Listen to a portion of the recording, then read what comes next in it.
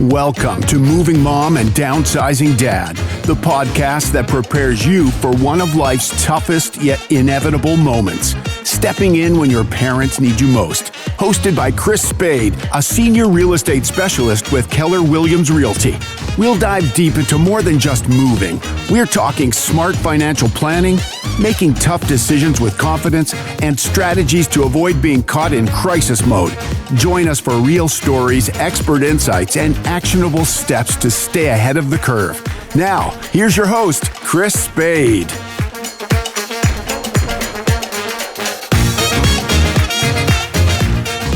Welcome back to Moving Mom and Downsizing Dad, the podcast where we help Gen Xers navigate life and our aging parents. My name is Spade with Keller Williams Realty right here in San Diego, located in Mission Valley. Today, I am bringing to you Erica Sells. She is the founder and owner of Harmony Home Medical. Now, it is a leading medical equipment and home accessibility retail serving San Diego County for over 15 years. Now, with her career spanning 19 years in the durable medical equipment industry, Erica is a licensed assistive technology professional and a certified aging in place specialist. Her extensive experience and certifications underscore her commitment to enhancing the quality of life for individuals seeking to live independently and safely in their homes. Now, under Erica's leadership, Harmony Home Medical has established itself as a comprehensive solution provider for aging in place needs. The company offers a wide range of products and services, including mobility aids, home modifications, and safety installations tailored to fit each client's lifestyle. Erica's dedication to personalized service ensures that her clients receive equipment and modifications that integrate seamlessly into their daily lives, providing comfort and independence. Erica, thank you so much for being with me on Moving Mom and Downsizing Dad. Welcome. Yeah, thank you so much for having me, Chris. It's nice to have you here. So, part of one of the things I always do when I meet people that are thinking about downsizing is first of all, when I visit them in their homes, I ask them, do you want to stay? And if you had the option to stay, would you like to stay? And, if they can, sometimes, not always they can, right? But if they can, sometimes it's nice to be able to have the option and be able to call on the service of someone like yourself to come in and make those modifications for them. Yeah.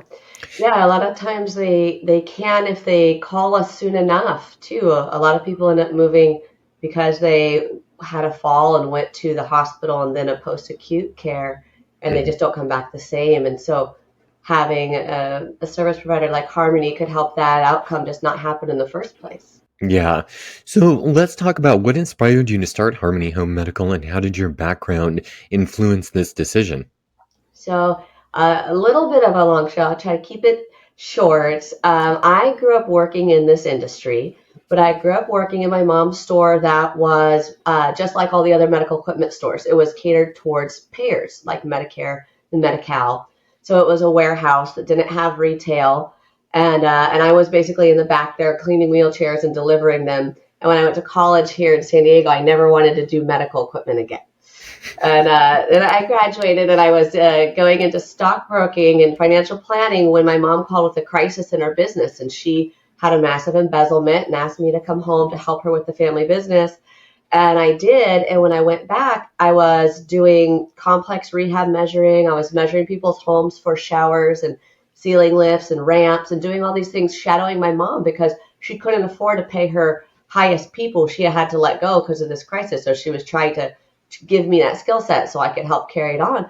And I asked, why don't you show people this? Why is there not a showroom? Why don't you let seniors know? Because we were doing these measurements primarily for children for the regional center. Mm-hmm. And they're a third-party payer that pays for high-end equipment. But the answer from her was that Medicare doesn't cover it, so nobody will buy it. And I said, I don't know. I think you might be wrong. I think they at least deserve the right, to know that this stuff exists, that you can do this. And she said, Medicare and Medicaid, they don't cover it. Just no one's going to come out of pocket. We were from a small town. Maybe that was true then for that town. But I said, I once we're out of this, I think I want to go to San Diego and try giving retail medical a shot. And then that's where the idea was born. And I started at the Del Mar Fair, and I brought all the nicest powered mobility and powered lift chairs and brochures on beds. I didn't bring the whole beds down there, but just the things that Medicare didn't cover. It was more expensive than the allowable from Medicare, to see if people would be interested in seeing all of their options and would be willing to pay for it. And they were. And we sold out. And then I opened That's so cool. yeah, and opened a little store and then a little bit bigger store. And then finally we have two really big stores. That's awesome. So, where is the story behind the name Harmony Home Medical? How did that come about? I was trying to paint a picture of how we bring harmony to your home and your health. We bring products and services that can meet you where you're at, your mobility and functional level, in your home, and make your home work with the products you're using, give you products in your home to make your home work. So it was creating harmony between your home and your health. That's cool. So, let's talk about some challenges. What are some common challenges individuals face when aiming, to age in place, and how does your organization help address these challenges? What are some of those? Some common ones. There's quite a few. One of the major ones, and you probably see this a lot in your profession too, is a psychological barrier. So Hmm. you'll often have a adult child advocating for some changes to the home or for a product like a high-low bed, and the parent who is the client really saying, I don't need it. I don't need it yet. I don't need it now. So our showrooms were kind of designed to be show and tell. There's a lot of education that happens in the store. And then we do home assessments to lay out a plan for people. So we can give them kind of the big picture vision, things that apply specifically to them, and then let them digest that. But that can be one of the biggest barriers. It's just understanding that this product will help you. You need it. And it's not calling in hospice and the hurt. Like, things aren't over when you start getting medical equipment. Medical equipment helps you continue to live the life that you live, to do the things you love to do. So there's that. And then timeliness too. Sometimes people calling us a little bit later than would have been desirable. So we're now working with a fall or something that has happened in the home that we could have possibly prevented. And then the other problem is we get a lot of people who aren't that educated on medical equipment, and they're trying to do this online and piecemeal, and they're trying to save Yes. money on Amazon, and Yes. And they end that's up the worst thing you can do. it's the worst thing you can do. You end up buying three walkers instead of the Hmm. one right one. And yes, maybe that walker is $300 and the one on Amazon was $189, but you have three of them from Amazon now. And that, Yep. that $300 one is going to take you from now to forever. And that's how we try to look at our patients and set them up is your mobility level now, but your mobility level, no matter how it may decline, will these products serve you? Will they hold on and perform for you and serve you, no matter your mobility level? And we're all getting older, so we're all going to need this in the future at some point, right? Absolutely. I actually utilize quite a few of my products in the home, and I'm in my 40s. So I have lift chairs in my house. They're gorgeous. They're the best recliners on the market. They're so comfortable.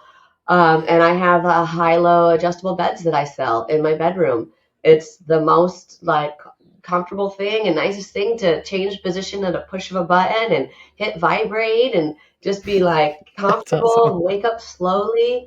And then for our clients to help them get out of the bed easier, they use that high-low function. That's And cool. those bed bases last decades. So it's, just buy it now and maybe you'll use that function. Not maybe, you'll use that function at some point. That's awesome. Yeah. So, what's the process of conducting a home safety evaluation and the typical recommendations that you make? What does that look like? So I usually go to the home myself or a teammate, and we also have an OT who does some of our assessments. And we start at the entry of the home, and we just ask the person to bring us through what their day looks like. So we want to see where they come in and out of their home, how they get into their bedroom, where are they bathing, where are they toileting. It's key areas of the home that they utilize. And then we're looking in those spaces for lighting, transitions, flooring, places where we could put stability rails, grab bars or floor to ceiling poles. and then product that could help them. We evaluate what their functional mobility level is now, ask about equipment they're using, how they transfer, challenges that they may be having, and seeing if there's some product or modifications that can fill the gap for them to make them feel a little bit safer, and provide that for them as maybe their vision or their balance may decline. That's interesting, but let's talk for a second. How do you customize mobility solutions to fit unique needs of each client? Because we're all different, right? We all come in different sizes and shapes and heights. I can't say Yeah. that word. Yeah. So, how do you customize it for, extremely unique situations? And what's probably one of the most unique things that you've seen? So with the equipment portion of it, it's always height and weight is always a one first or second question we ask. We often are measuring the person for wheelchairs and specialized equipment. We combine the skill set of high-end rehab, which is what my ATP license is around. It's around customizing chairs like the Christopher Reeves tilt recline, real fancy chairs. Oh, cool. I was going to ask you about your certifications too. Yeah, so my certification is, making customized wheelchairs. But That's cool. we'll take that knowledge and that practice and kind of apply it to the more basic wheelchairs as well, and utilize cushions and backrests and things to make the off-the-shelf stuff fit right. So Hmm. they may not be going out of pocket all the way to a custom chair, which could be several $1,000s, but we'll take off-the-shelf product, make sure it's the appropriately sized one, and then use cushions, backrests, accessories to outfit it completely for them. That's Um, cool. and then in their home, grab bar settings or heights, there's textbook and then there's what the person needs. Hmm. We work with what their height is, what do they need? Are they using a chair in the shower? Are they standing? And those kind of questions will determine if we're putting it at an angle, what height off the floor are we setting it at, um, yeah, and how we're setting up their home. So it's definitely per their needs, but there are some pretty typical outcomes and kind of layouts that are ADA guidelines, Hmm. but we move off of those for the individual's needs. That's cool. Yeah. I mean, I'm noticing a lot of people when they go, even younger people, because I just turned 50, so I'm still very young, but I'm noticing that everybody in our generation, right? They're starting to not want, when they remodel their bathrooms, for example, they're taking the tub out. They're not doing tubs anymore. Nobody wants a tub because they know what the future holds. I feel like a lot of us know what's coming. And when I grew up, we never had a walk-in shower. We always had a tub. And Yeah. now everybody's like, nope, no tubs. We're just, so that's like one example of like going through this whole process, right? Just getting rid of that now so we don't have to deal with it later. Yeah, they made kind of for a while, universal design was a buzzword. It kind of went away to aging in place remodeling, but universal design is really just design that makes life easier in your home, period, Hmm. no matter who's using it. So a zero transition shower, having no lip at all at the Hmm. shower, it's not just easier for an elderly person, it's easier for kids, it's easier for anyone when you Hmm. walk in, when you don't have that barrier you can trip over. Yep. And it's not that much more expensive to do when you're remodeling the whole bathroom. The plumbing might be 500 more, Hmm. but it's being educated in those sort of things because I have a lot of clients, they put in walk-in showers, but they still put in a 4 or 5 inch lip at the Hmm. front of that shower. Yep. And that is not a good decision. You can make beautiful zero transition showers. It's very popular in Europe, it's in a lot of hotels too. These Yeah, limited I was range. just in Vegas and my shower it was seamless with the Yep, floor. it's beautiful. Yeah. Yeah. It looks really good, and then you can walk in without any impediment if you can't step over something, and you can roll in with a wheelchair if you needed to roll in. Hmm. Well, what other trends, since we're kind of talking about that, what other trends have you seen concerning aging in place solutions? Is there anything else that's becoming pretty popular? Well, so grab bars are the new safety belt. Like Hmm. everybody should have them. Hmm. The style and aesthetics of grab bars have really come a long way. We have two-in-one bars that look like towel bars that are also grab bars, toilet paper holders that are also grab bars. So Oh, they that's cool. blend right in with the bathroom.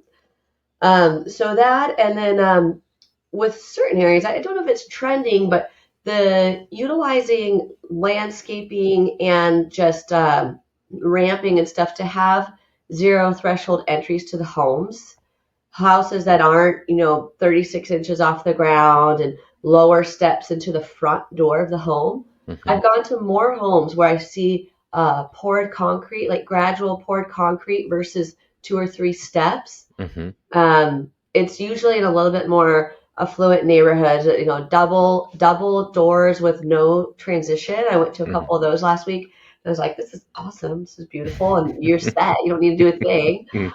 Um, so I think builder awareness can help with some of that, just designing homes that way out the gate. Hmm. There's a lot you can do with land, filling in with land and grading your landscape versus having big steps up to your front door. Yeah, that's cool. Um, how have you and your company adapted to changes in technology to better serve clients? Because I'm really fascinated with the way technology is being incorporated to helping people age in place. Yeah. Well, so on business processes level, our software is currently getting redesigned, and we're looking at how we can integrate RFID, which Mm. is the radio frequency tags, to track equipment better, to just have things be smooth and easy. The Mhm. number one comment in our reviews is that we made it so easy for them. They're going through a difficult time, and our process just made it easy. And so we're constantly looking at ways that we can make things smoother and easier and seamless for the client. So not needs to call them and verify equipment is there the next month. And we would just see it, recur bill it. Making our workflow processes using technology is big right now, and we're doing it. Our UX, our design on our website, um, I'm also constantly updating that. I'm undergoing a big project right now just to make it easier for people to use, and that's incorporating and considering talk to text, voice navigation, color distinctions, and then ease of use, like making it intuitive to where to go on there. Mhm. And then lastly, we have an AI answering service. Oh, So that's cool. right now we have an AI answering service. I'm jury's out if we will keep it, um, because a lot of our clients really want the high touch of a human. So we may go Right. to a human after hours answering service. We had nothing at all, just an answering machine before, but we're trying to use technology and use the world getting smaller, offshore um, help and everything to keep costs down. Try to Hmm. use that to make our service just optimum and get people the information they need when they need it, because these things don't just turn off after 5:30 when the doors close. Yeah, that's cool. So let's backtrack for just one second because I wanted to talk about your certifications as an ATP and CAPS. So what are those, and how does that give you an advantage over a different any other company out there? Because there are others, but what is how does that differentiate you? Absolutely. So we're unique, and my skill set's unique in that I am very knowledgeable and so adept at all things medical equipment. So custom wheelchairs to canes, walkers, oxygen, um, just kind of everything in the medical world. And I went over and got my CAP certification and started to just say yes to these projects. And we started remodeling bathrooms and getting really, really versed in the construction world. And there's not a lot of places that you can have kind of this A to Z aging in place service and knowledge base. So we can help people with their medical equipment and everything they need that is an adaptive device, but then we can come into their home and design their home to be accessible for those devices. And we don't do our construction in house, big projects we sub with our two contractors we use, but we design it and we help the client and the contractor understand what they'll need from now until forever. So they make that be their final and last bathroom or a kitchen remodel that works for them. And so there's not very many places that you can kind of merge those two worlds and Yeah. come up with the optimum and most value outcomes too. Try and use both to save money. That's awesome because money is a big thing for a lot of people these Yeah. days, and just making sure that they're spending their dollars wisely. It's nice to hear when a business is forward thinks that and is just really keeping someone's finances at the top of their mind, because that just goes to show the heart of your business, right? Helping Yeah. people financially, giving them the best products and keeping their budget in mind. And I think that's awesome. Absolutely. We can often give people a good, better, best kind of solution. Yeah, yeah, yeah. And there's a lower cost solution that uses equipment to bridge the gap, and then a little bit higher that uses specialty equipment, and then Mhm. construction that would fully, take it out. So we can give people all of those options, and they can take it on as they see fit for I themselves. think the best businesses all do that in everything, whether you're a foundation company or a company like yours, because that's what my foundation company does. They're just like, here's your three options. Yeah. These will all be fine, you know, but we can replace the whole thing if you want to. Yeah. Of course, that's the most expensive one, right? Right. Yeah. Right. Yep. Absolutely. Yeah. So let's talk about what type of community outreach or education do you do to, help people make a better decision on, your services? Yeah, so we're doing some of that right now, some more of that. I've done in services and spoken with a lot of industry professional in services over the years. That's really kind of how I got my business going in the beginning. Hmm. I was just all over town all the time, door knocking all my OTs and PTs and doctors and trying to educate the people that the client is seeing in their discharge. So it was going for clients that are going to need this stuff coming home. Hmm. But really, the basis of my business model was education. So Hmm. we were really the first store on the West Coast to ever set up a show and tell home accessibility center.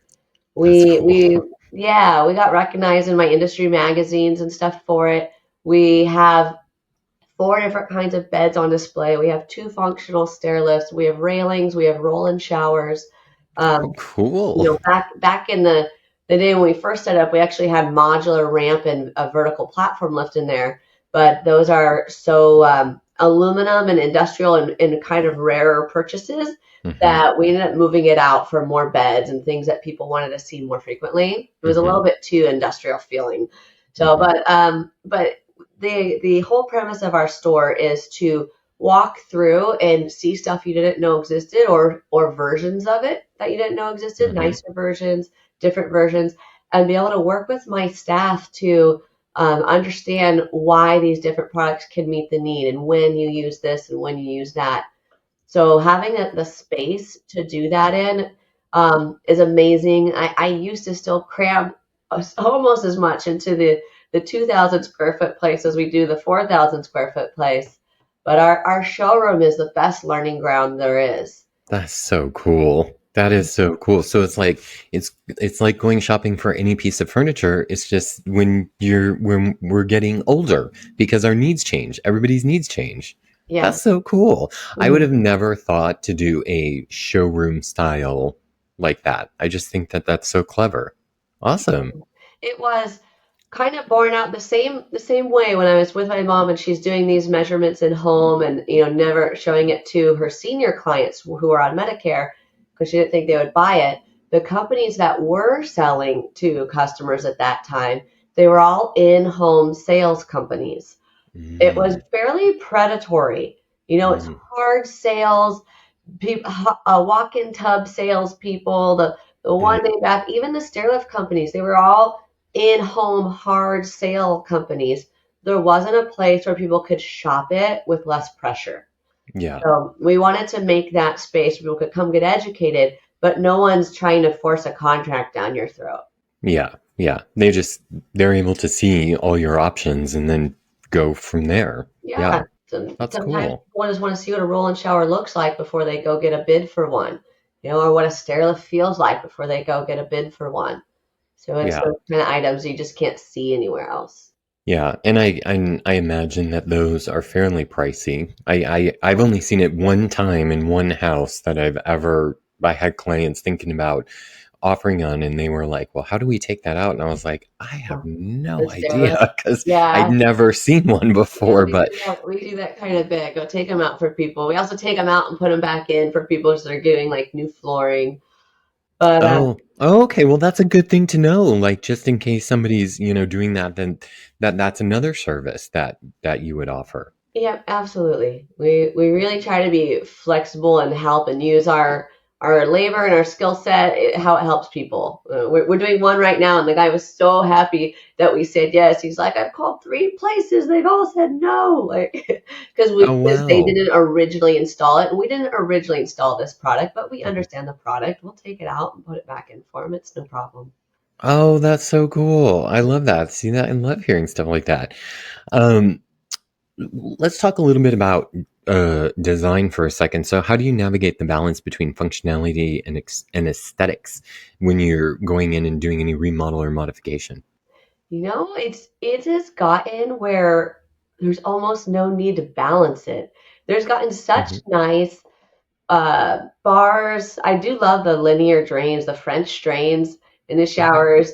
We don't use them often, but because the tile options, the bar options, the paint, the finishes, you can just use all of those like any other bathroom remodel and make these beautiful outcomes. An open and European style wet room, it's all popular now. So Awesome. it doesn't look medical.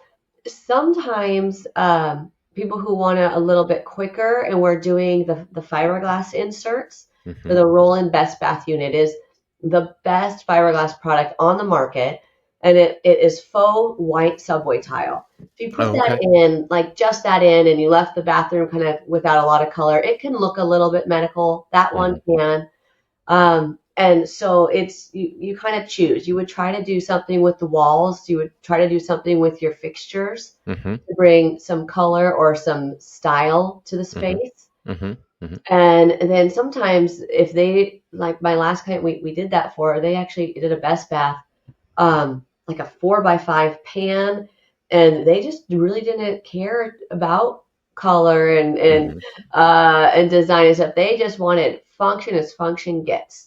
Softest surface for falling, which is why we went with the Best Bath. It's much more forgiving than a tile. No maintenance, like it's all UV gel coated, so there's no mold and soap scum issue or grout replacement issues. So it was all about medical function for them. But if someone else is more concerned about aesthetics, but they want that soft surface, we can do just the pan and then tile up the walls. So it That's cool. kind of depends what their likes are. But if someone's really aesthetically focused, you can make a beautiful, functional, accessible bathroom and make it look like you weren't even planning it for accessibility. That is so cool. So let's let's revisit a second our ages because a question that I just thought of popped into my head. So this whole podcast for me was born out of one of my friends who got into an emergency and she ended up falling, like you said at the top of the show. She ended up falling down and, we were in crisis mode. So my whole goal is to prevent crisis mode for families and I learn so much every time someone comes on the podcast. We're in our 40s and 50s. At what point should we start thinking about maybe making some of these modifications? We're healthy, exercise, we have our careers and, we can get in and out of our cars and, up and down Mhm. off the toilet and stuff. But at what point is it just a wise idea to go, hey, maybe I should consider Yeah. adding a grab bar or remodeling the bathroom and I making these European style bathrooms? Like, when does that happen? Well, they say statistically we remodel space in our home every 7 to 10 years.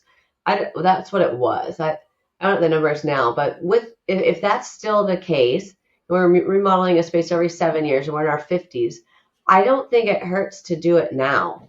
And especially since you can make the space not look medical, Hmm. you're just doing a couple things to make it safer, and that would be the zero transitions for your shower, so the zero entry shower, adding grab bars. And I have grab bars in my space. I have them in my kids' bathroom too, Mm-hmm. and they don't look like grab bars. I was so sick of putting the towel bar back in the wall because they pull the towel so hard or they hang on it.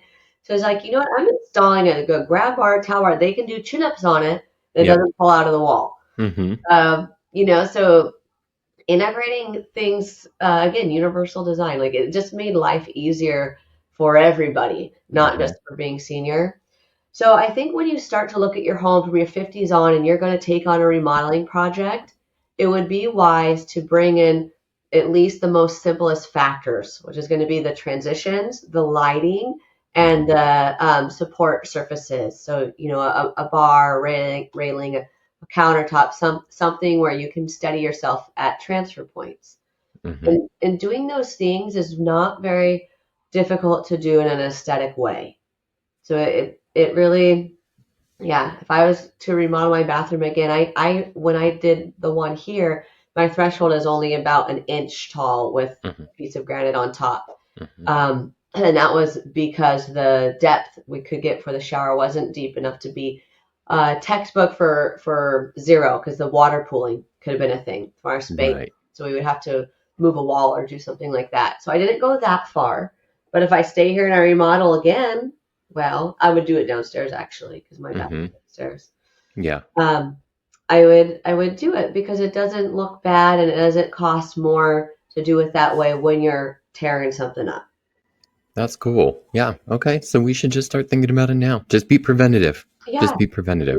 lighting's a really big one. So lighting, by the time we're 80, our eyes require twice as much light as when we were 40 to see the same things. Mm-hmm. So having bright LED light that you can put on a dimmer, or you have multiple types of light in a room, so you can have ambient and task light. So you Mm-hmm. have that bright, maybe under cabinet lighting, and then your in ceiling ambient lighting. Mm-hmm. You can do different things, but just to make sure that when you're chopping and walking and transitioning rooms, like your carpet seams and everywhere there's a transition, that you have a bright enough lighting to see well.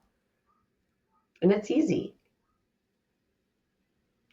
Okay. So my whole point was that we should just start thinking about this process sooner rather than later. And you were saying that our eyes require more light, 50% more light, I believe you said, when we're 80 than we are when we're 40. I'm always finding that I can already tell in my 50s that I need more light because I'm doing a lot of this and like lifting up my glasses and wanting to make the lights brighter, especially when I read. Mm-hmm. Yeah. Yeah. Yep. Looking at small things. And so when you're in your workspaces like your kitchen, and it's really important to see your finger under your It's a knife, big or deal. just what you're cutting and stuff like that. It's important to get that task light. And then in your entryways, and there's easy stuff you can do, like the motion sensor, bright lights at your Mm-hmm. front door, so you never come home, or photosensitive lights. That's what I had. They come on when the light Yeah. goes away, when it's dark outside, just so you don't come home and you hadn't turned your outside light on and you don't see your threshold and Yeah. you trip over it. Then that would be a whole other set of So, problems. Yeah, that would be yeah, bad. yeah. So it's simple stuff. I like the either having a railing or a shelf or something by your door as a pointer for entries in our homes. If you come home and if you do keys, I switch to the digital. I do recommend that too, like digital, either the code or the fingerprint, so you're not rustling in Right. your bag and finding your keys and holding your Right. groceries, and just trying to keep Right. it simple, and keep your hands free. And so if you had a few things that you're trying to hold and you need to open your door, you can easily put it down without bending all the way to the Mm-hmm. ground. It can be something that can help someone who's getting a little bit elderly and just needs a not bend needs less opportunity to bend over and possibly have a fall. Yes, I agree with that. So kind of wrapping up, what's next for Harmony? What's the future hold, and where do you see um where do you see the future going in this space? Yeah, a few things there, a few couple exciting things.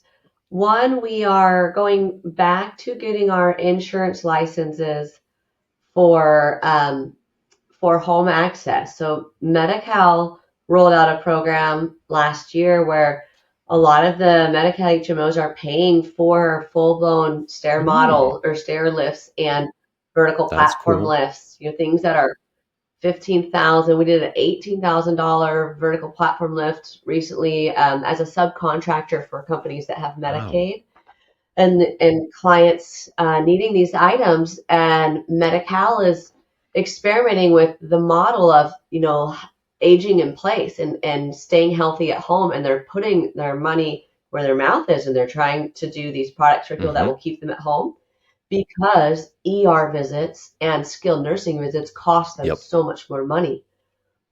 I feel like they're going to have a lot of success with the program. Like they will see that, yes, this saves money. Yes, people are happier. People are living longer in their homes in a healthy way.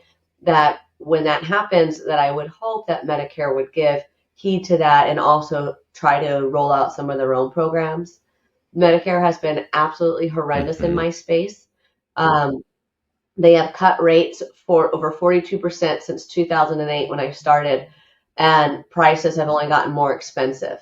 They've really destroyed the industry for being able to provide quality Mm-hmm. products on insurance. That's why we just quit doing insurance. But since COVID, the hospital at home and health at home has kind of gotten a spotlight again.